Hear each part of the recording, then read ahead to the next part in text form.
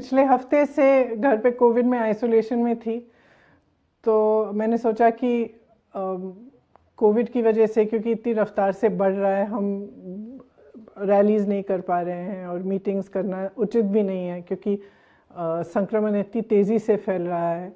तो मैंने सोचा कि हमें एक वर्चुअल कैंपेन करनी चाहिए, और उस वर्चुअल कैंपेन को शुरुआत करने के लिए मैंने सोचा सबसे बेस्ट है कि मैं आप सबके साथ लाइव फेसबुक करूं। पहली बार है, कुछ गलतियां वगैरह हो जाए तो आप पेशेंस रखना। बहुत सारे सवाल आ रहे हैं, मेरे ख्याल से 2-3 हज़ार सवाल हैं और बहुत तेज़ी से भी आ रहे हैं, तो जितने सवाल मैं आंसर कर सकती हूँ मैं ज़रूर करूँगी और कोशिश पूरी होगी। अगर बाय चांस कुछ छूट गए, काफ़ी छूट जाएंगे, तो हम लगातार इसको करते रहेंगे। और मेरी आशा है कि एकदम इनफॉर्मली हम फेसबुक पे मिलते रहें, आप भी मुझे जानो, मैं भी आप सबको जानूं, आपकी आशाएं क्या हैं, आपको क्या क्या उम्मीदें हैं, आप हमसे क्या चाहते हैं, कांग्रेस पार्टी से क्या चाहते हैं। हमारी जो लड़की हूँ लड़ सकती हूँ कैंपेन है, इसके बारे में आप सबने सुना होगा। बहुत खुशी हुई कोविड के इस तरह से फैलने से पहले ये देख के कि इतनी सारी लड़कियां मैराथन्स में आईं और उन्होंने भाग लिया और खुश थी। इससे बहुत हमें बहुत हौसला भी मिला है कि ये कैंपेन हमारी आप सबको अच्छी लग रही है। इसके बारे में भी मैं थोड़ा सा क्वेश्चंस के ज़रिए ही बताऊंगी। तो कुछ क्वेश्चंस आ रहे हैं, मैं देख लेती हूँ। लड़की हूँ लड़ सकती हूँ गाना बहुत अच्छा है, आपको ये लाइन कब और कैसे सूझी? इसकी आधा पार्ट मुझे खुद सूझा था। हमने क्या कहा, हमें एक्चुअली एक ऐसी लाइन चाहिए थी जिससे सारी, खास तौर से यंग लड़कीज आइडेंटिफाई कर पाएँ। तो मेरी इच्छा ये थी कि उसमें ये पार्ट जो है कि मैं लड़की हूँ, ये पार्ट कि मैं लड़की हूँ, मेरा अस्तित्व क्या है, ये होना चाहिए। और उसके साथ साथ फिर हमने एक ब्रेनस्टॉर्मिंग की, तो अलग अलग लोगों ने अपनी आइडियाज़ दी और इकट्ठे जब हमने ब्रेनस्टॉर्मिंग की तो ये स्लोगन निकला। अब उसके निकलने के बाद क्योंकि क्लिक हो गया है, तो कई लोग कह रहे हैं कि मैंने बनाया। वो एक सच्चाई है कि एक कलेक्टिव प्रयास था और उसी में से निकला है। मुझे बहुत अच्छा लगता है। आपकी सबसे पसंदीदा महिला राजनेता कौन है? मेरे ख्याल से वर्तमान में I would say Jacinda Ardern, New Zealand की प्रधानमंत्री हैं, और मुझे इसलिए अच्छी लगती हैं क्योंकि नेचुरल हैं और महिला के जितने भी गुण हैं वो मुझे उनमें दिखते हैं। स्ट्रॉन्ग भी है, करेजियस भी है। उनके यहाँ पे कुछ एक बार विवाद भी हुआ था, बम फटी थी, उसके बाद भी उन्होंने सिर्फ प्रेम और करुणा की बात की और जनता से बहुत अच्छी तरह जुड़ी हैं। और सोशल मीडिया के माध्यम से भी, जैसे जब उनका बेबी हुआ तो पार्लियामेंट में थी, पार्लियामेंट में बेबी को ले गई। ये सब जो नेचुरलनेस है और कोई दिखावट नहीं, कोई नौटंकी नहीं, इसलिए बहुत पसंद है। उनकी पॉलिसीज़ भी बहुत पसंद है मुझे। अगर अतीत में देखें तो ऑब्वियसली अगर मैं ये ना कहूँ कि मेरी दादी ही मेरी इंस्पिरेशन थी और मेरी बहुत ही पसंदीदा पॉलिटिशियन थी, तो मैं सच नहीं बोलूँगी। एक्चुअली मेरी दादी इंदिरा गांधी जी से मैं बहुत इंस्पायर हूँ। लड़की हूँ लड़ सकती हूँ गाने में एक लाइन है, घर भी चलाया है मैंने और देश भी चला सकती हूँ। आप घर और राजनीति दोनों कैसे संभालती हैं? 25 सालों के लिए तो मैं गृहस्थ ही रही, तकरीबन 25वां साल, मेरी शादी की 25वीं सालगिरह अभी है फरवरी में। तो मेरा पूरा फोकस, मेरी प्रायोरिटी यही थी, घर, बच्चे, बच्चों की परवरिश। तो एक आदत सी भी है। अब तो बच्चे बड़े हो गए हैं, दोनों बाहर पढ़ते हैं, तो इतनी ज़रूरत नहीं है उन्हें। लेकिन हाँ, घर को चलाने के लिए आदत है। चाहे मैं लखनऊ में हूँ और चाहे मैं झांसी में हूँ, जहाँ भी हूँ, मैं फ़ोन करके पता करती हूँ, भाई वो अलमारी साफ़ की, ये किया, वो किया। तो ऑब्वियसली जितना काम बढ़ता है और बाहर घूमना पड़ता है और टूर करना पड़ता है, उतना मुश्किल भी होता है। लेकिन इस फैक्ट से कि मेरे बच्चे अब बहुत बड़े हो गए हैं, अपने आप को संभालते हैं, अपनी जिम्मेदारी खुद लेते हैं, इससे बहुत मदद है। और मेरे हस्बैंड भी बहुत सपोर्टिव हैं। तो दोनों चीज़ें संभाल लेती हूँ, बहुत ज़्यादा प्रॉब्लम नहीं आता है इसमें मुझे। एक इंग्लिश का क्वेश्चन है यहाँ। It's highly relieving seeing political parties talk about such important issues which get ignored. My question to you is, what role can ladke play in this movement, and where do you see them in context of this movement? कल परसों मेरा बेटा ये band पहना था मैं उसको Instagram पे लगाना चाह रही थी कि लड़की हूँ लड़ सकती हूँ वाला बैंड लड़के भी पहन रहे हैं. Look, what can men do? Men can change their view. They can look at women as equals. They can deeply understand the fact that a woman is no less than them. And the biggest really thing that I think that men need to know and understand is that the inequality that women face in society is wrong. Women have an equal right. We are 50% of the population. We are as strong, as brave, if not more. And we have certain qualities men don't have. They have certain qualities we don't have. So this, it is really in changing the view that men, a lot of men I would say, have, and in supporting women and helping women to express themselves wholly, not trying to control the expression of women, not trying to control the independence of women, and not trying to look at a women's equality, a woman standing as in any way less than this. I think that in itself would be a big thing. Then, hello ma'am, I wanted to know if the campaign Ladki Hu Lad Sakti Hu movement is only limited to certain states. Also, is there a way for women from other states to be part of the movement?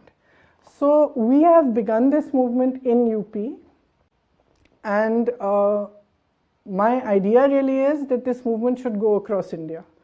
I'm hoping that after the UP election, we are able to take this movement across India to all states. All young women need to be part of it. All young women need to know that their rights are being fought for, that their equal right is actually being brought into the discussion. I think the greatest thing that we can achieve in a short period, and I think to some extent we've already achieved with this movement, is that suddenly people are talking about women. Women cannot be ignored anymore. Even in Uttar Pradesh, all the other political parties, you might have noticed in the last 15-20 days, in the last month or so that we've started this campaign, now cannot ignore the fact that women are awakened. They want their right. They're going to fight for their right, and they're not going to allow you to ignore them anymore. So whether it's the Samajwadi Party, the BJP, the Aam Aadmi Party, you're suddenly seeing announcements are being made for women. And I think it's a great achievement. It's not my achievement. It's not the achievement of this campaign. It's the achievement of all the women who are standing up with this slogan and saying, we are going to fight for ourselves, and we have had enough of being ignored. We are 50% of the population. We need to be taken seriously politically. Political parties who think they can ignore us, or think that by giving us one gas cylinder, their responsibility to women and the equality and the rights of women is over, are seriously wrong.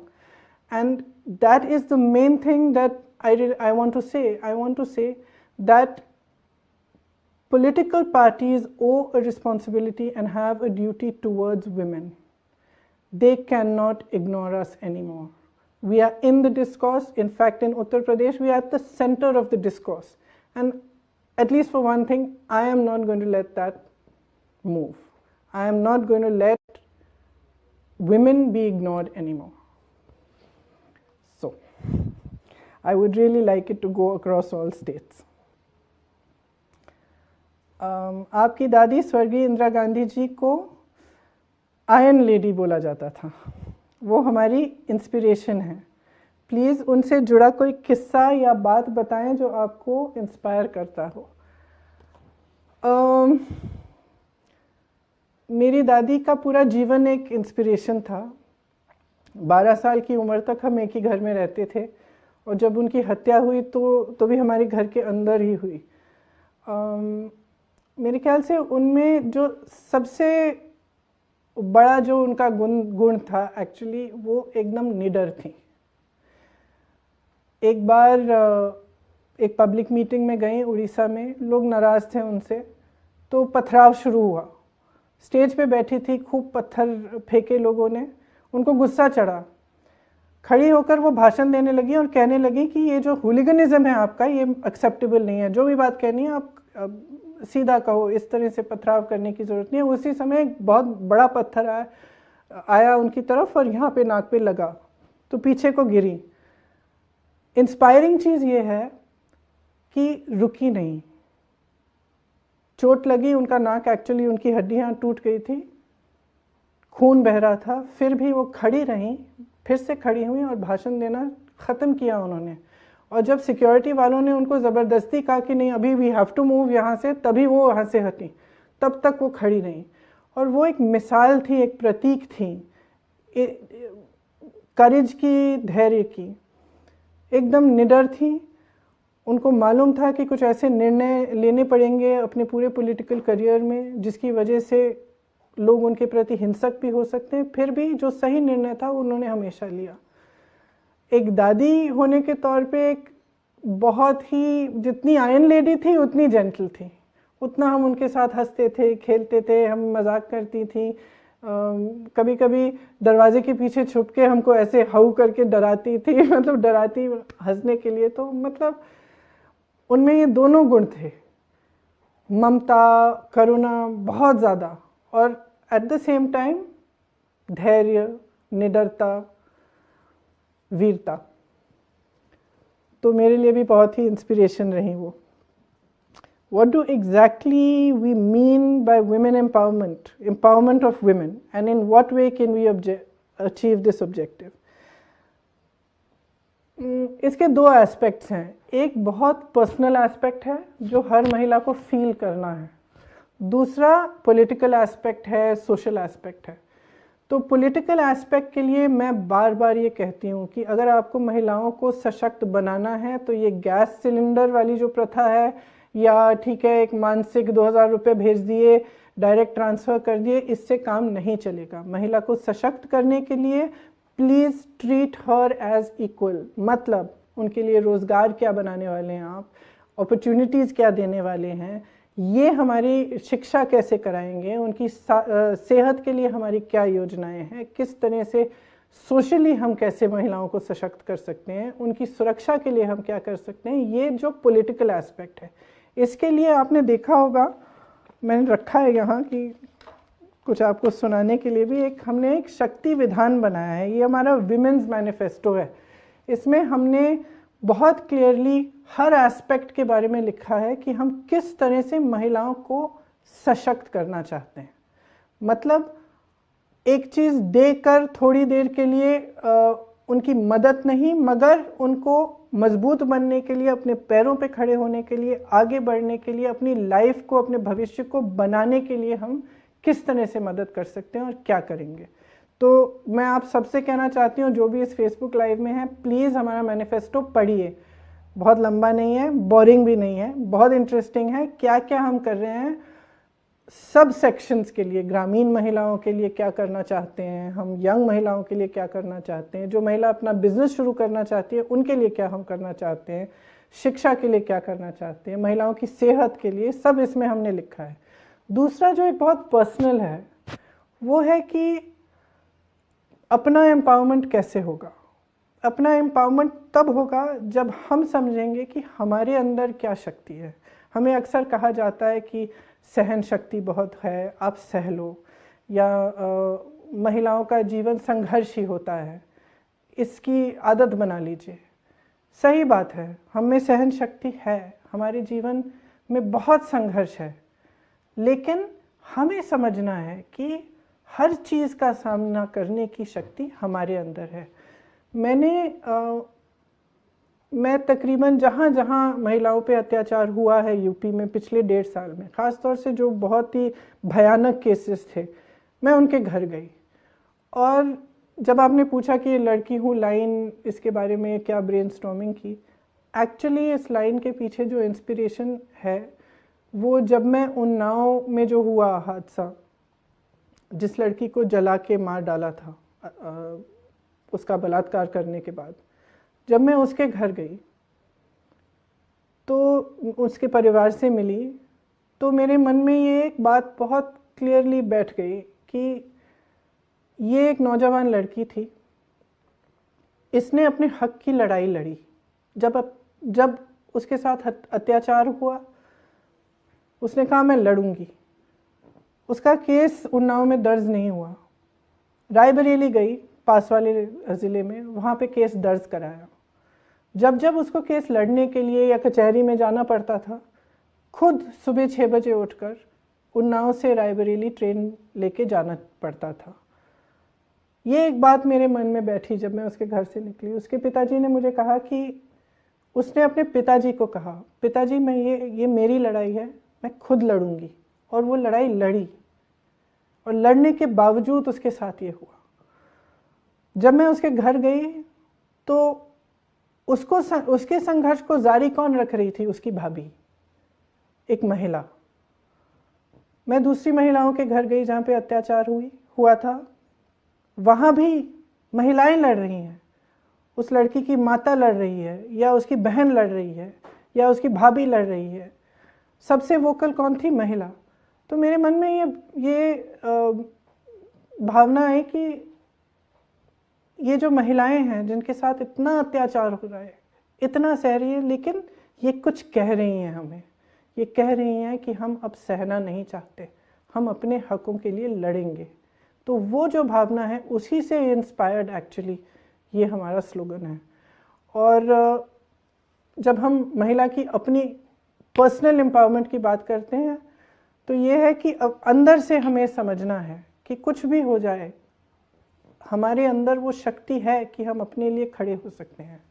और अगर हम सब महिलाएं ये समझ लें, एकजुट हो जाएं, तो एक इतना बड़ा फोर्स बनेगा कि हम समाज को, राजनीति को, अपने भविष्य को खुद बदल पाएंगे। तो I think, sorry I answered in Hindi, I forgot कि आपने इंग्लिश में क्वेश्चन पूछा था। एक और इंग्लिश का क्वेश्चन दिख रहा है यहाँ। As of now, majority of the current leaders are male, even in Congress party. Wouldn't the 40% reservation of seats be too progressive an approach considering this status quo? Look, if you have to bring about change, you have to take a very strong step. I actually was in favor of 50%. And after discussion, I thought, okay, let's start with 40 and we'll go up to 50. We'll see how this goes. I don't think it's too progressive a step. I think it is the step whose time has come. It is time now for women to stand up, to understand we are 50%. Actually, 40% is not enough. 50 is the right percentage. So I feel very strongly about that. Okay, आप UP में बहुत सी पीड़ित लड़कियों के घर जाती हैं, परिवार का दुख बांटती हैं। एक महिला होकर आप इस तरह के अत्याचार के बारे में क्या सोचती हैं? आई थिंक ये क्वेश्चन मैंने अभी आंसर कर ही लिया। मैंने जो चीज़ें देखी हैं इन लड़कियों के परिवारों में जाकर, वो मैं रिपीट भी नहीं कर सकती कि कितनी पेनफुल, कितनी दुखद परिस्थितियों में उनके वो परिवार रहे हैं, और उनके साथ जो अत्याचार है, जिस तरह से किया गया है, जिस तरह से प्रशासन, पुलिस ने उनकी मदद नहीं की। अत्याचार हो रहा है, बलात्कार हुआ है, अपराधियों पर आप एक्शन नहीं ले रहे हैं, उल्टा आप महिला के परिवार पर और महिला पर आरोप लगा रहे हैं। और उस परिवार पर क्या नहीं बीता, उन परिवारों पर क्या नहीं बीता, मैं बता भी नहीं सकती। इस मेरे पर, मुझ पर, मेरी राजनीति पर भी एक बहुत बहुत गहरा प्रभाव पड़ा है इन एक्सपीरियंसेस से, इन अनुभवों से।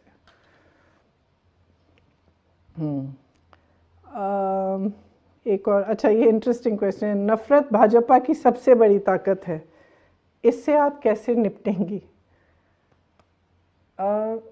नफरत से निपटने का एक ही तरीका है, और ये कोई नया मेरा तरीका नहीं है, मैं नहीं कह रही हूँ। ये हमारे इतिहास में, हमारी संस्कृति में, वेदों में, पुराणों में, उसके बाद बुद्ध भगवान ने भी कहा, गुरु नानक जी ने भी कहा, नफरत का मुकाबला सिर्फ प्रेम कर सकता है। सिर्फ जो नकारात्मक चीज़ है उसके सामने कोई भी नकारात्मक चीज़ अगर हम डालें तो हम उसी चीज़ में उसी नकारात्मकता में हम फंस जाएंगे।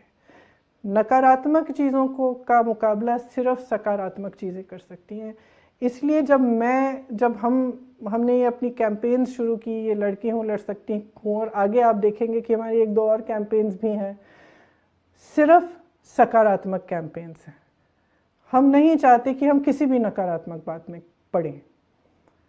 हमें परवाह ये है कि हम विकास कैसे लाएंगे, हमें परवाह ये है कि हम महिलाओं को सशक्त कैसे करेंगे, हमें परवाह ये है कि हम नौजवानों को रोज़गार कैसे दिलाएंगे, हमें परवाह ये है कि जो तमाम हज़ारों नौजवान हैं जो बार बार परीक्षाएं दे रहे हैं, बार बार किसी एंट्रेंस टेस्ट के लिए या रोज़गार के लिए वो जितने टेस्ट होते हैं वो दे रहे हैं, किसी घोटाले की वजह से फिर से देना पड़ रहा है, टेस्ट देने के बाद आपको कट ऑफ मार्क आपका बदला जा रहा है। इन चीज़ों के साथ हम कैसे डील करेंगे, इनको कैसे हम हटाएंगे, बाधाएं कैसे हटाएंगे, ताकि जितने भी मौके हैं, चाहे रोज़गार के मौके हैं, सशक्त होने के मौके हैं, नौजवानों को मिले, महिलाओं को मिले, और लोग जो विकास होना चाहिए वो असली विकास हो। ये विकास नहीं कि आप चुनाव आ रहा है तो आपने एयरपोर्ट का उद्घाटन कर लिया, पता चला कि एयरपोर्ट तो बना ही नहीं है, चाइना की एयरपोर्ट आप सोशल मीडिया पे दिखा रहे हैं, आपके विज्ञापनों पे सारा दिख रहा है कि विकास आया है, लेकिन ज़मीन पे कुछ नहीं है। ज़मीन पे लोग त्रस्त हैं, परेशान हैं, किसान हो, दलित हो, महिलाएं हो, नौजवान हो, सब त्रस्त हैं।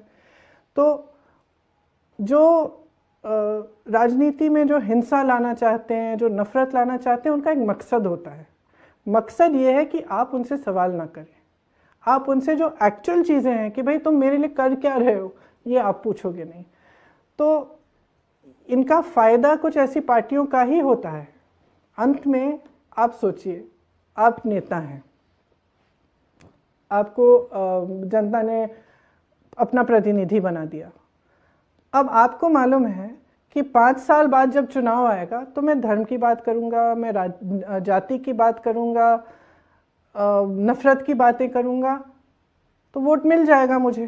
तो आप काम क्यों करेंगे?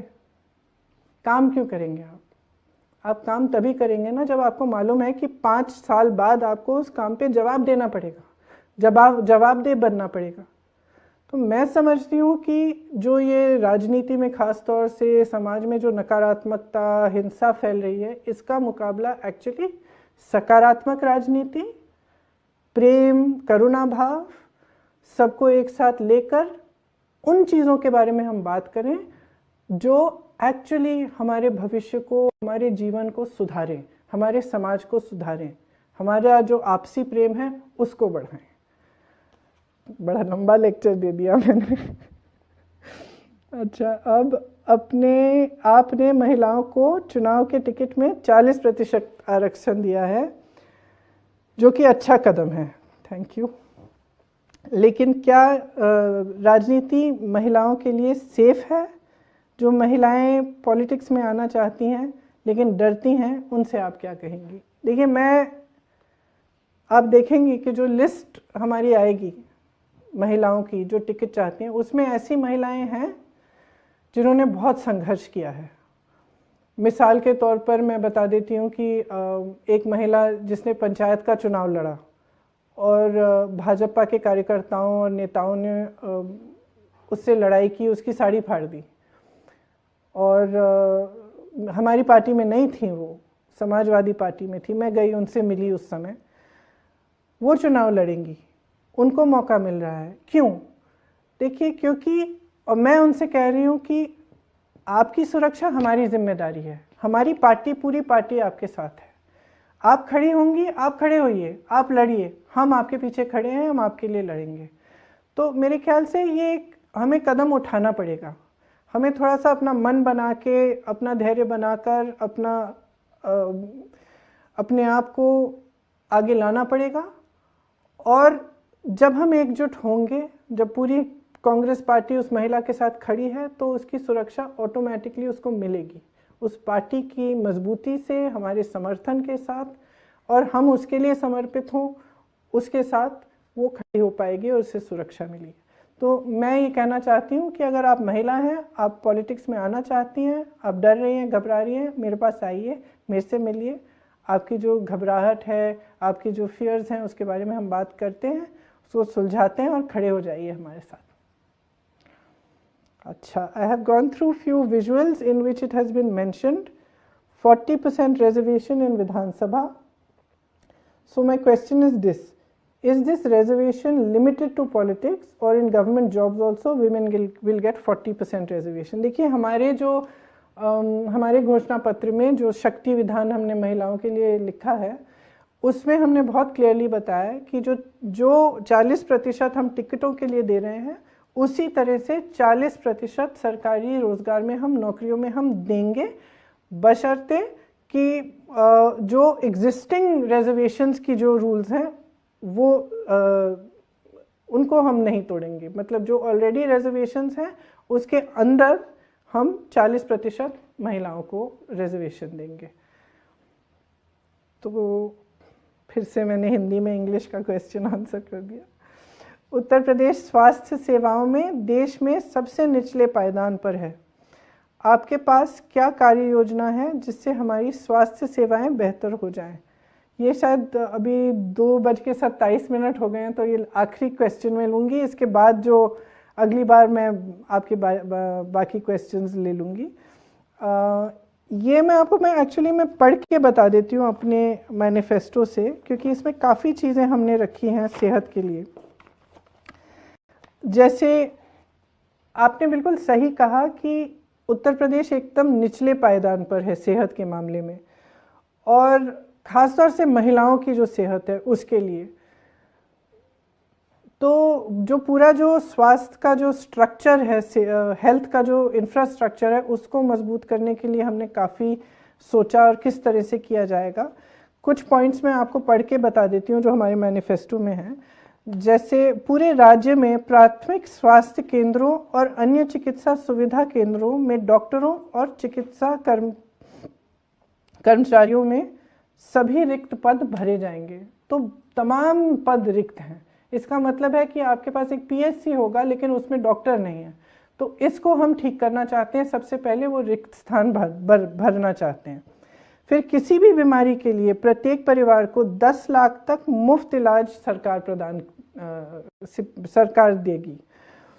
ग्रामीण और शहरी क्षेत्रों में नए स्वास्थ्य केंद्र खोलकर सामुदायिक और प्राथमिक स्वास्थ्य व्यवस्था को मजबूत किया जाएगा और इसे राष्ट्र औसत के करीब से लाया जाएगा। मतलब कि जो भी शहर और ग्रामीण के जो सुविधाएं हैं स्वास्थ्य के लिए, उनका पूरा इंफ्रास्ट्रक्चर हम मजबूत बनाना चाहते हैं। इसमें खास हमने सोचा है कि महिलाओं के लिए हर पीएचसी में एक अलग कमरा होगा जिसमें महिला डॉक्टर अवेलेबल होगी, और जो खास तौर से जो महिला का जो एक वेलनेस चेक, जैसे एनुअल वेलनेस चेक करे, जिसमें महिला जाकर अपना पूरा अपनी जो महिला की खास स्वास्थ्य की इश्यूज होती हैं उनके बारे में बात कर पाए और डॉक्टर से मिल पाए। ये भी हमने इसमें लिखा है। मानसिक स्वास्थ्य और आरोग्य पर ध्यान देने के लिए एक हेल्पलाइन और वेबसाइट शुरू की जाएगी। सभी सरकारी अस्पतालों, विश्वविद्यालयों और विद्यालयों में मासिक धर्म से संबंधित आवश्यक वस्तुओं और दवाओं की मुफ्त आपूर्ति सुनिश्चित की जाएगी। यहाँ पे जब हमने मानसिक स्वास्थ्य की बात की है, उसमें हमने ये तय किया है कि एक बड़ा सेंटर बनाएंगे हम, खास तौर से जो साइकोलॉजिकल इश्यूज होती हैं उसके लिए, और वहाँ पे हम एक हब और स्पोक का इंस्टीट्यूट बनाना चाहते हैं, जो लखनऊ में एक बड़ा इंस्टीट्यूट हो और 4 बड़े शहरों में उसका एक स्पोक की तरह से हम इंतज़ाम करेंगे, ताकि जो साइकोलॉजिकल इश्यूज होती हैं उनको टैकल करने के लिए वो भी हम करना चाहते हैं। जो महिलाओं की खास जो मासिक स्वास्थ्य की बात है, उसके लिए हम चाहते हैं कि उनके लिए जो भी सुविधाएं उपलब्ध कर सकते हैं हम पूरी तरह से उनको भी उपलब्ध करें। तो बेसिकली, और जो हेल्थ में हम खर्चा करते हैं, जो हेल्थ बजट है हमारी, उसको हम बढ़ाना चाहते हैं। एक और चीज़ है कि अब कोरोना का दौर है। पिछले 2 सालों से हम देख रहे हैं कि कितना स्ट्रेस हमारा हेल्थ सेक्टर ले रहा है, कि नर्सेज, डॉक्टर्स 24 घंटे काम करके भी उनको सरकार की तरफ से जो मिलना चाहिए, जो सपोर्ट मिलनी चाहिए, चाहे वो आर्थिक हो, चाहे वो मानसिक तौर पे हो, चाहे वर्किंग आवर्स में हो, वो नहीं मिल रही है। तो हम चाहते हैं कि इसको भी हम सुधारें। तो मेरे ख्याल से अब हमारा टाइम अप हो गया है, 2:30 बज गए हैं, लेकिन अच्छा लगा आप सबसे बात करने का, और आशा है कि फिर से हम मिलते रहेंगे और इनफॉर्मली बातचीत करते रहेंगे। आप अपने क्वेश्चंस भेजते रहिए, ख़ास तौर से मेरी बहनें। मैं चाहती हूँ कि आपसे संपर्क हमारा जारी रहे और एक दूसरे को हम अच्छी तरह से जानें और पहचानें। धन्यवाद, थैंक यू।